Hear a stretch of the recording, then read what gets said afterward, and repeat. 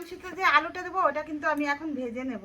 তো প্রথমে আমি পরিমাণ মতন দেখো হলুদের গুঁড়ো দিয়ে দিলাম, আর এদিকে থেকে কিন্তু নুন দিয়ে দিলাম, আর এদিকে দেখো কড়াইটা কিন্তু গরম হয়ে গেছে, আমি কিন্তু তেল দিয়ে দিচ্ছি।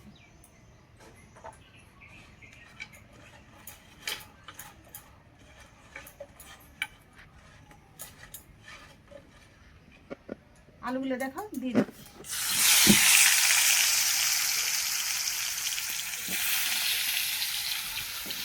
দেখো বন্ধুরা সুন্দর করে কিন্তু আলুটাকে আমি ভেজে নিয়েছি, একদম লাল লাল করে কিন্তু দেখো কি সুন্দর করে কিন্তু লাল লাল করে ভেজে নিয়েছি। আমি কিন্তু এখন তুলে নেব, কেননা তেল আছে তার জন্য কিন্তু এইভাবে। বন্ধুরা দেখো আমি কিন্তু আজকে মাংস রান্না করব, তার জন্য দেখো এই যে মশলাগুলো কিন্তু প্রথমে আমি করে দিচ্ছি আর কি। দেখো ঝাল বেশি খাই তো ওই জন্য আমরা ঝালটা বেশি দিই।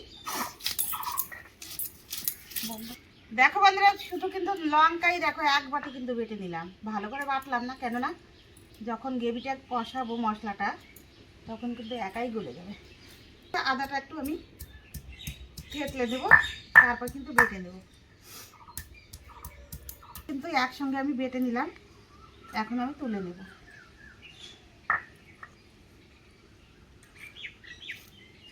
হয়ে গেছে কিন্তু, আর কিন্তু আমি কিছু বাড়বো না, তুলতে হবে। দেখো বন্ধুরা আলুটা ভেজে কিন্তু তুলে নিয়েছি, ওই ভাজা তেল কিন্তু অনেকটাই আছে, আমি কিন্তু দেখো ফরন করে দিচ্ছি। এই দেখো দিয়ে দিচ্ছি গরম মশলার কাঠ, কিন্তু এটা দিয়ে দিলাম, আর এদিকে একটা তেজপাতা আর কয়েকটা জিরা, আর এই দেখো এক বাটি কিন্তু পেস্ট দিয়ে দিলাম। পেস্টটাকে কিন্তু ভালো করে একটু নেড়ে ফেলে দেবো। পেস্টটা কিন্তু ভাজা হচ্ছে, আমি প্রথমে কিন্তু পেস্টে কিন্তু আমি নুনটা দিয়ে দেবো, কেননা পেস্টটা একটু লাল লাল হবে, তখন বাকি মশলাগুলো দেবো। আজকে কিন্তু বন্ধুরা আমি দেশি মুরগি রান্না করবো অন্যরকম করে। দেখো পেস্টটাকে একটু লাল লাল করে ভেজে নেবো। দেখো বন্ধুরা পেস্টটা কিন্তু একটু লাল লাল হয়ে গেছে, আর নুনে কিন্তু মজে গেছে পেস্টটা কিন্তু, ওই জন্য দেখো আমি কিন্তু বাকি মশলাগুলো এখন দিয়ে দিচ্ছি। সব কিছু কিন্তু মশলা বাটা দিয়ে দিলাম, ভালো করে নেড়ে চেড়ে কিন্তু আমি কষিয়ে নেব। হলুদের গুঁড়াটা দিয়ে দেবো,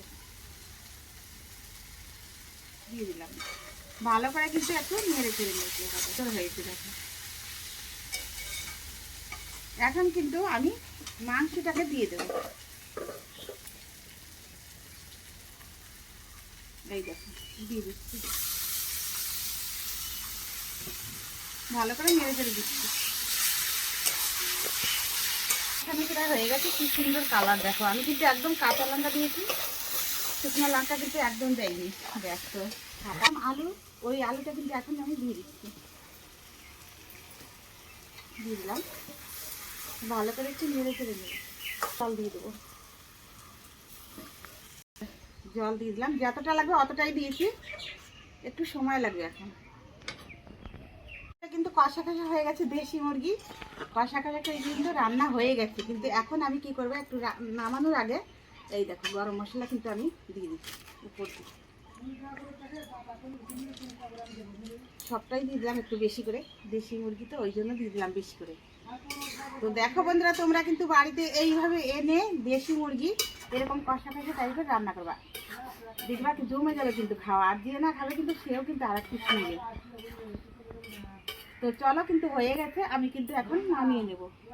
হবে না